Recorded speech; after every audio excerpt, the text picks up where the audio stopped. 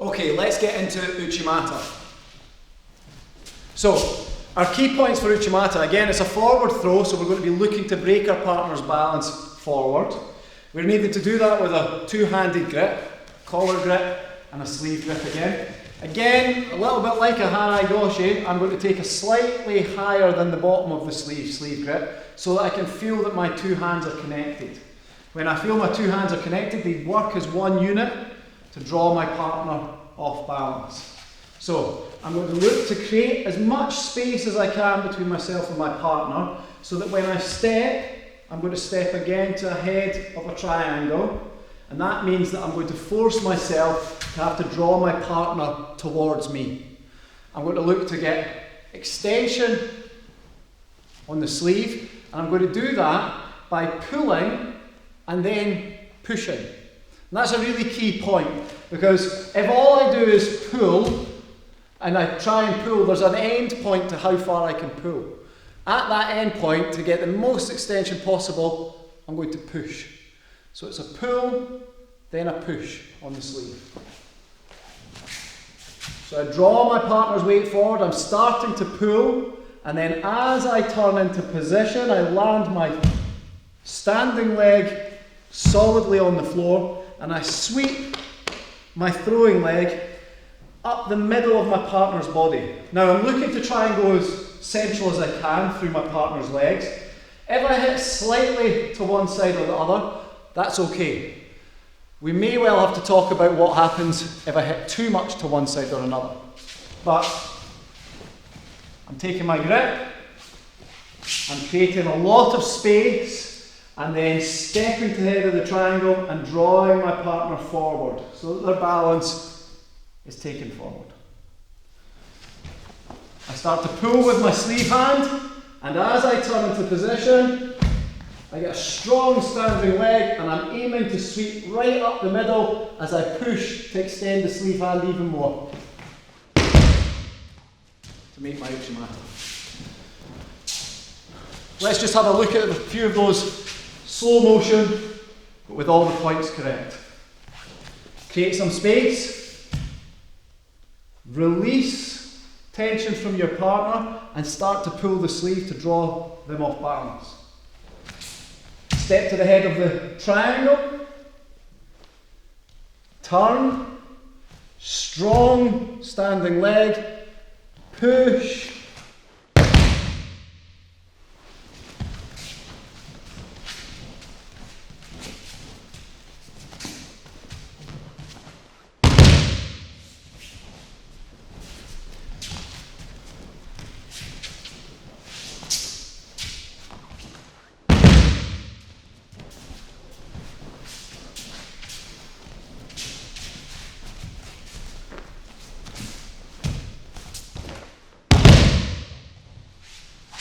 So, let's talk a little bit about some of the common mistakes with Uchimata.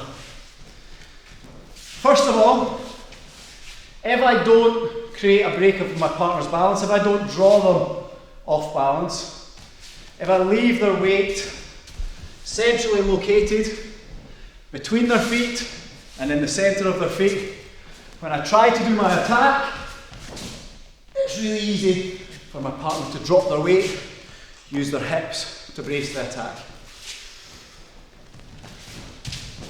So I'm not going to break Greasy's balance, I'm just going to have my grip, but I'm not going to use it to draw him off balance.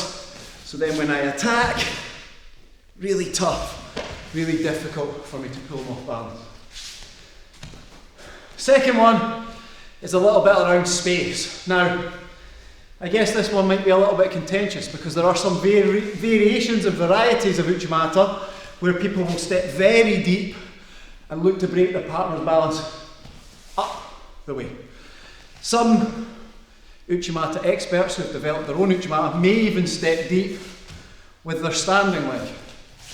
So they may step in towards their partner and drive their partner up first before rotating and turning for the throw.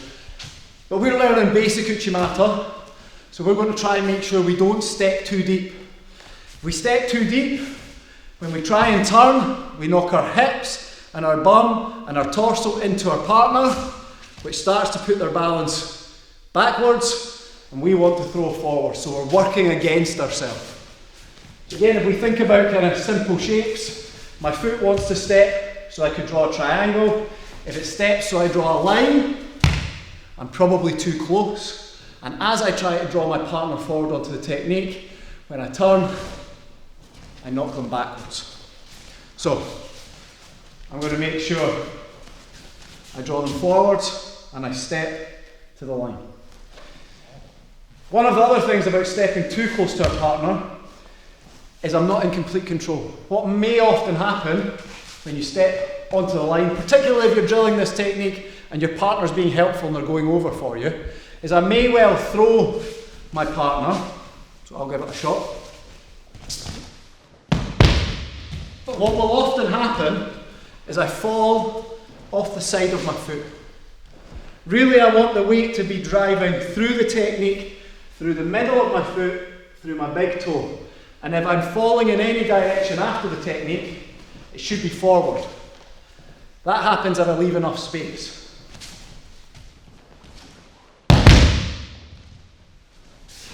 My balance is going forward in the direction that I want to throw.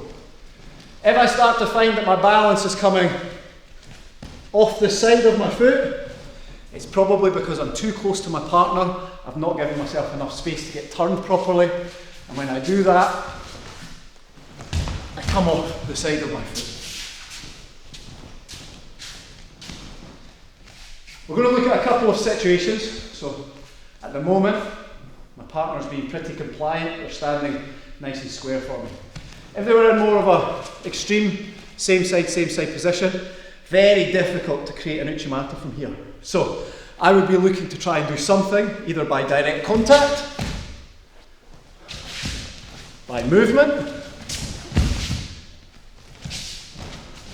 by threat, that allowed my partner to be a little bit more square to me, open up their hips and allow me to direct my throwing leg through the middle. So let's have a little look. Direct contact. This gives me something to aim at. Then I can go through the middle for Uchimata. Movement. Something to aim at. Head of the triangle. Draw my partner off balance. Uchimata. And finally, maybe a bit of threat. Then I'm at the head of the triangle. Uchimata. Against an opposite side, if it's a really extreme position, again I want to try and make it a little more square. Doesn't have to be completely square now for Uchimata. This kind of slightly deeper V is actually quite a good position to aim up the middle of your partner's legs. But I don't want an extreme situation and try and aim up the middle of their legs, because look at my shoulders. Now my partner's in control of my shoulders. Very difficult for me to completely throw. I can't get my arms round to finish. So, if we have too extreme a situation, I might try to create something that means he's a little more square to me. He gives me somewhere to aim up the middle.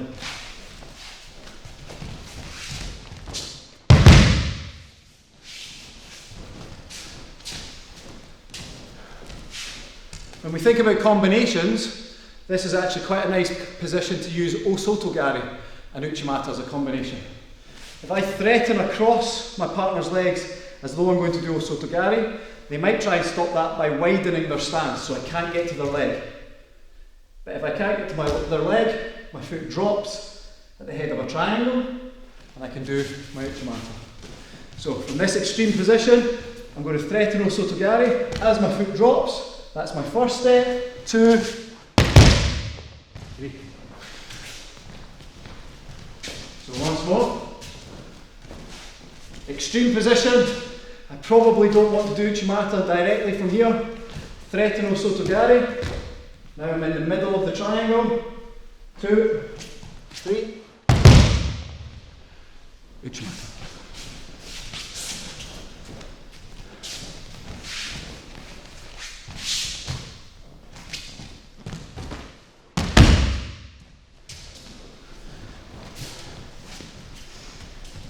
Now just to finish, we talked a little about trying to aim up the middle, but having an area of tolerance. What we don't want to do with Uchimata is to be too far across one side with our throwing leg, or too far on the other. Too far on this side is likely to see me, if I swing my leg up this side, is likely to see me starting to get my shoulders turned and be off balance. Too far on the near side may allow my partner to lift their leg up, control my shoulders, and counter me here. So, we're really looking for as close to the middle as we can. We've got a little bit of an area of tolerance either side.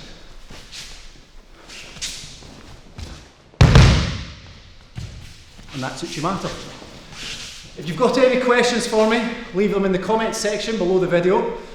And if you want to develop another style of Uchimata or your own flavour to your Uchimata, go and take some inspiration from the fighting film superstars.